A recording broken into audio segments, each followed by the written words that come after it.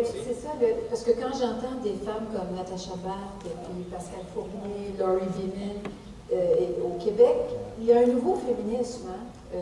La députée Ouda Pépin, là, qui a poussé l'Assemblée nationale à se prononcer contre la charia, puis il y a beaucoup de femmes de culture musulmane impliquées dans le mouvement féministe. C'est souvent les plus virulentes. Ouais.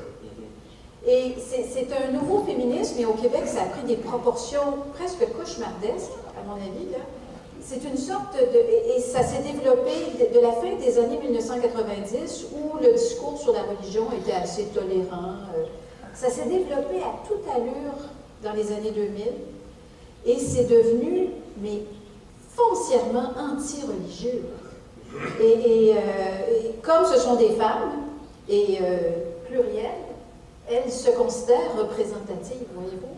Et elles parlent au nom des femmes et elles... Au nom des femmes, dans ce cas-ci, oui. C'est ça, et elles s'opposent à des femmes comme Natacha, comme des femmes plus religieuses qui ont des visions différentes, et elles les disqualifient totalement, voyez-vous. Alors, en termes de représentation, ça peut Et la être... fédération des mouvements féministes... Ça, c'est différent. La fédération des femmes du Québec, c'est... Oui.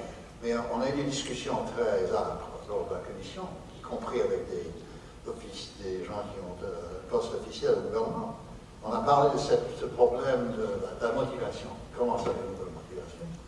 Les gens déclarent que c'est pour d'autres raisons. Fausse conscience. Fausse conscience. Problème réglé. Ouais. Alors, une législation serait basée sur la thèse que certains citoyens souffrent de la fausse conscience. C'est pas, pour moi, c'est pas acceptable dans un pays démocratique et libéral, mais c'est ce qu'il propose. Dr. Lefebvre, je reviens sur quelque chose que vous venez de dire, qu'à la fin des années 90, on parlait peu de ces questions de religion, d'accommodement raisonnable, etc. Et puis depuis les années 2000, entre autres, on en parle davantage, bien sûr, la célèbre commission. Qu'est-ce qui est arrivé au cours des dernières années? Quelques événements connus.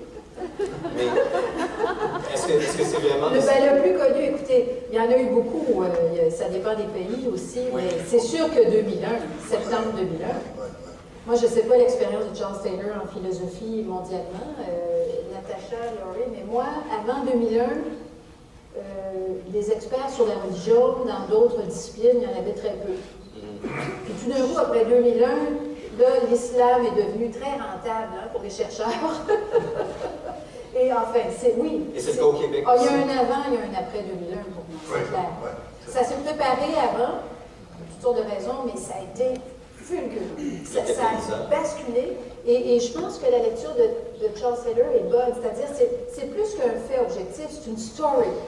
C'est devenu quelque chose dans l'imaginaire, là, c'est devenu ça a transformé le rapport au religieux de beaucoup de gens. Et la culture aussi, bien sûr. Je vais poser une dernière question dans le format de table ronde et après nous passerons à vos questions dans l'assistance.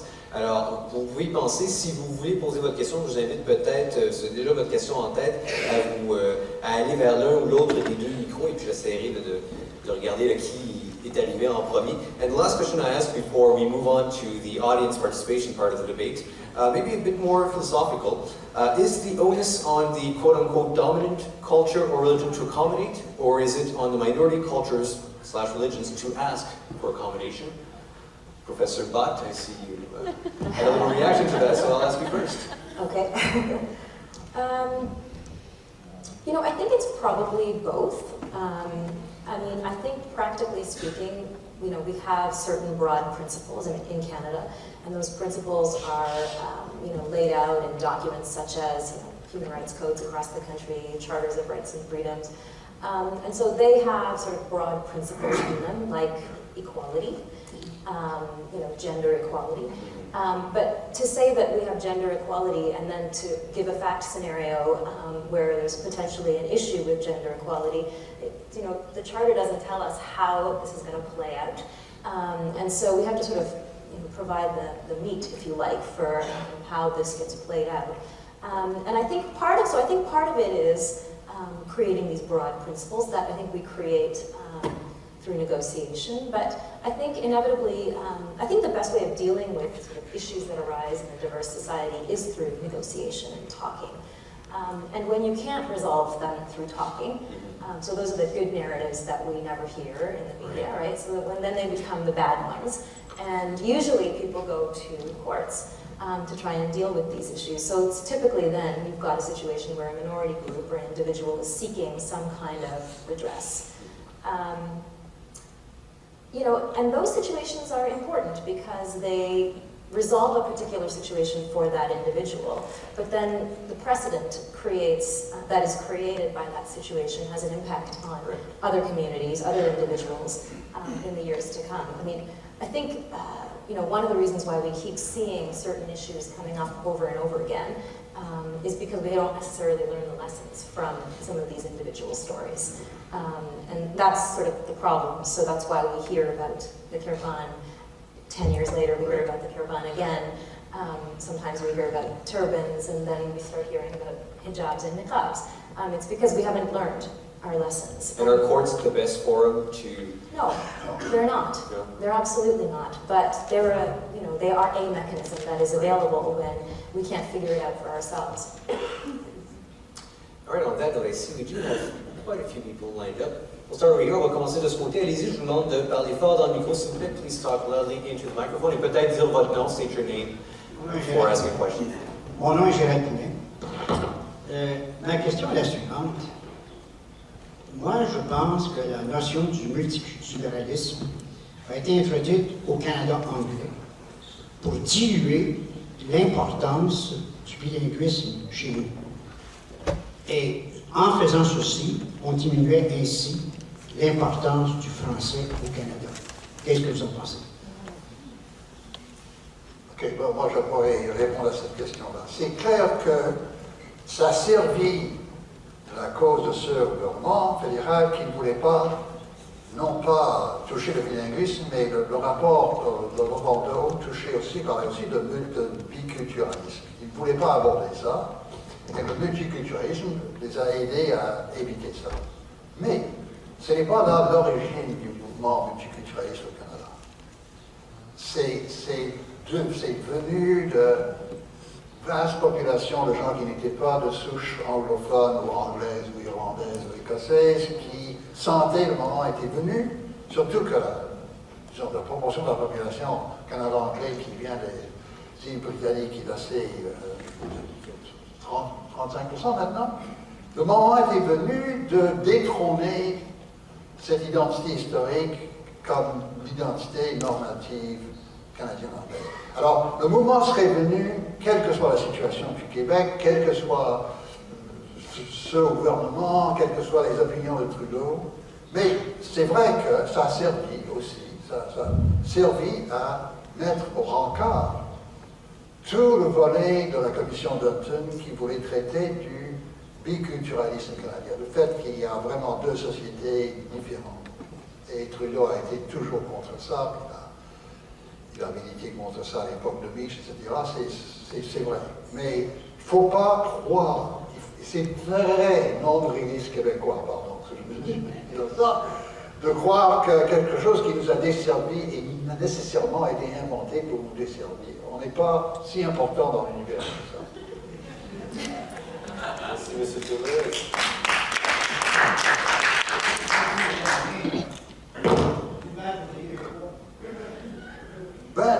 Mais ça fait partie des histoires qui sont racontées à propos du multiculturalisme au Québec. Hein. C'est, les commissaires ont commandé des études très intéressantes. L'étude numéro 3 de la commission Bouchard-Taylor porte sur l'histoire de l'interculturalisme et du multiculturalisme, et c'est rapporté comme un des moments. C'est une des thèses qui est portée au Québec par des intellectuels. Hein. Mais c'est vrai qu'il y a une certaine... Moi, je suis d'accord que oui, il peut y avoir un fait, des coïncidences factuelles, mais c'est vrai qu'il y a plusieurs histoires sur le multiculturalisme au Québec qui servent à renforcer ce « nous » dont je parlais. Vous savez, nous sommes différents. Alors, soit un nous menacé, un nous qui est repoussé ou affaibli, vous savez. Alors, mais ça fait partie des histoires qui sont racontées. Mais vous savez, les histoires, c'est toujours à moitié vrai. Hein? C'est toujours, hein, il n'y a pas seulement ça dans une histoire. Et c'est vrai que le multiculturalisme est débattu partout en Europe, c'est pas une notion uniquement canadienne. Et le nom me fait penser aussi au maître chez nous, Jean Lesage, qui est venu d'ailleurs quelques années avant la loi sur le multiculturalisme. C'est très politique. Je vais passer à la prochaine question. I would say right now, I'm not sure we will get to each and every one of your questions. We will try to do so. We'll endeavor my best. Alors, de ce côté-ci, allez-y, please go ahead. Alors, bonsoir. Merci aux organisateurs. Mon nom est Pierre-Olivier Tremblay. Ma question pour M. Taylor, peut-être pour Mme Lefebvre aussi. Vous avez parlé de la réception un peu politique, les médias. Je serais curieux de voir, vous, personnellement, qu'est-ce que la Commission vous a fait toucher, évoluer dans les rapports avec les gens, dans les milieux, dans les régions?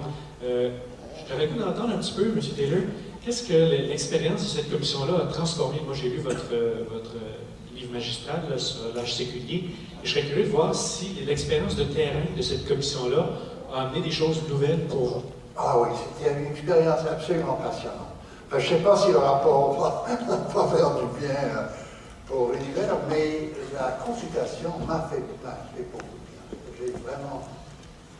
D'abord parce qu'on arrive à comprendre toute l'ambivalence dans l'âme québécoise quant à la religion. Il y a chez beaucoup de gens un refus absolu, puis un sentiment que ça a été une expérience terrible de notre liberté à définir, etc.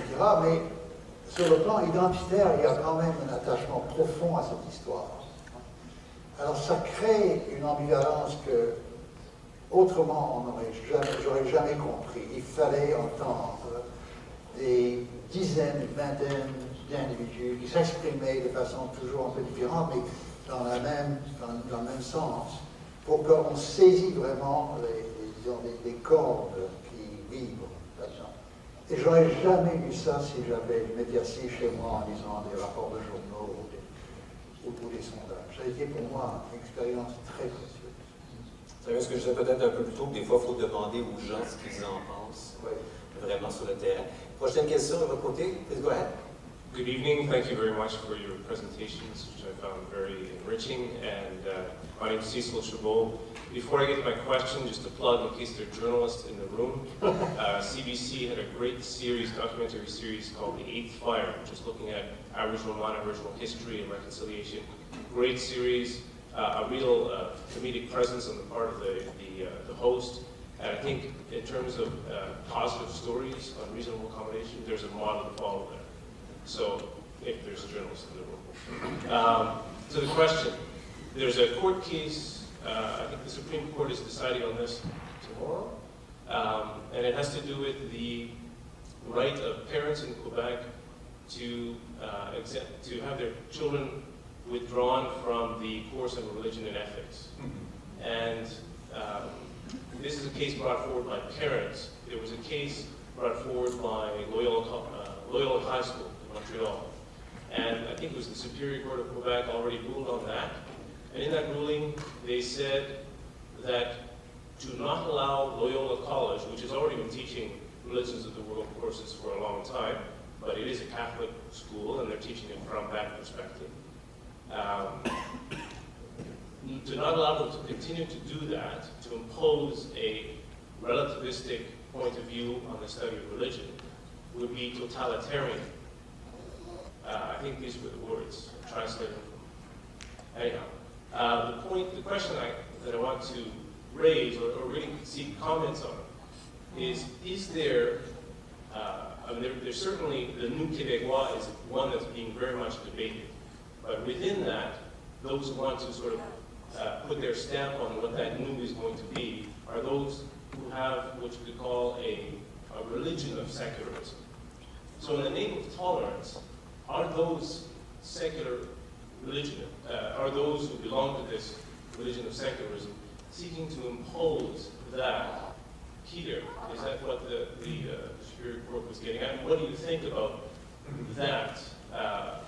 And is it really, are we creating a neutral public sphere or one that is actually highly intolerant but being pushed in the name of tolerance?